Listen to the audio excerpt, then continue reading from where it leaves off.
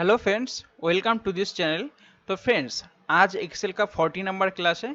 इस क्लास में हम जानने वाले हैं इंसर्ट टैब के अंदर जो पिवट टेबल है इसी के बारे में। तो फ्रेंड्स, ये पिवट टेबल हमने कुछ सीरीज बनाया है, तो उसी सीरीज के आज पहला सीरीज होने वाला है। तो इसी के बारे में आज जानने वाले हैं। और फ्रेंड्स, अगर आप इस चैनल पर नए हैं तो चैनल को सब्सक्राइब कर लीजिए और साइड में जो बेल आइकन है उसे दबा दीजिए, जैसे इस तरह का वीडियो आपको रेगुलरली मिलता रहे। तो चलिए आज का टॉपिक शुरू करते हैं।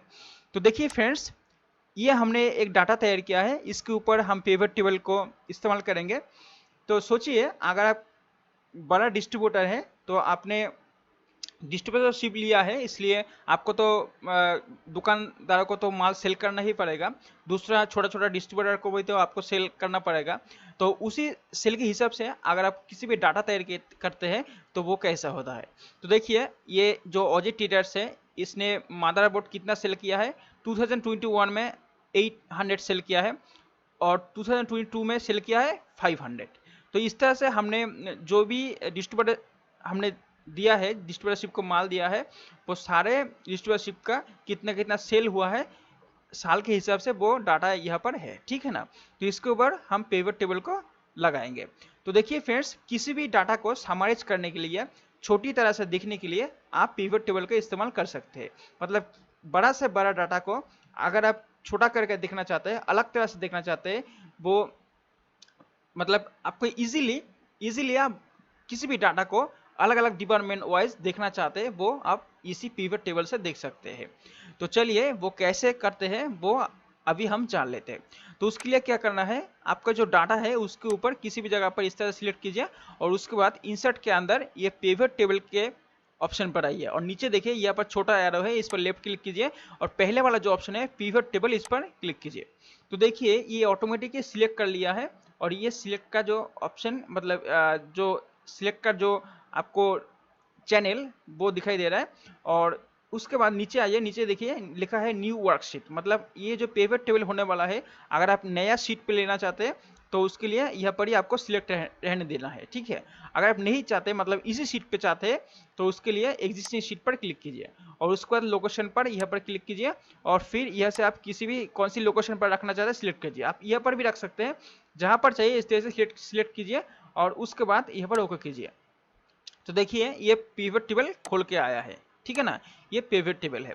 तो उसके राइट तरफ देखिए ये हेडिंग आया है, मतलब कौन सी हेडिंग यहाँ पर आपका है।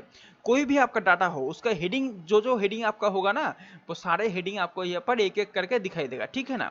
तो इसी हेडिंग के द्वारा आप समराइज कर सकते हैं। जैसे अगर आप किसी भी कंपनी को इस तरह सिलेक्ट कीजिए, जैसे यहाँ पर टिक मार्क देंगे तो देखिए ये कंपनी आ गया है। उसके बाद अगर आप देखना चाहते हैं 2021 में कितना सेल हुआ है, तो उसके लिए आप यहाँ पर टिक मार्क लगाइए। तो ये देखिए 2021 में कितना सेल हुआ है, सिर्फ आपको वो दिखाई दे रहा है, मतलब ये समराइज हो गए हैं।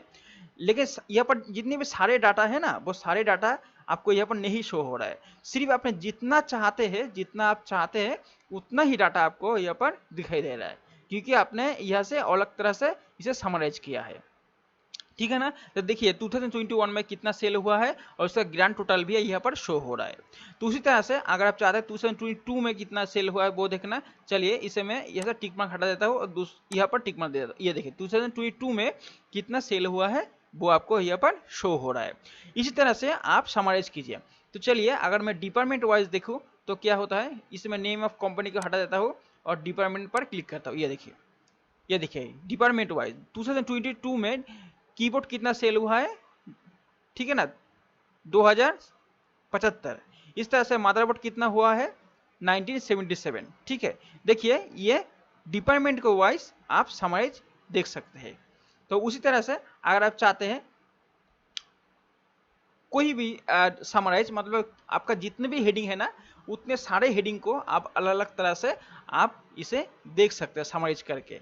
सिर्फ यहाँ पर चार है ना, यहाँ पर चार हमारा हेडिंग है, इसलिए चारों को हम यहाँ से देख सकते हैं। लेकिन आपका जितना भी हेडिंग होगा ना, आप अलग अलग तरह से यहाँ से टिक मार्क देकर देख सकते हैं, ठीक है। अगर मैं यहाँ पर सिर्फ डिपार्टमेंट देखूँ और कंपनी को देखूँ, इस तरह से देखिए ये कंपनी का ये कीबोर्ड का कितने सारे कंपनी है, ये देखिए ये तीनों कंपनी। मदरबोर्ड कितने कंपनी सेलेक्ट किया है, ये 3 कंपनी सेलेक्ट किया है। तो इस तरह से आप समराइज कर सकते हैं, ठीक है ना फ्रेंड्स।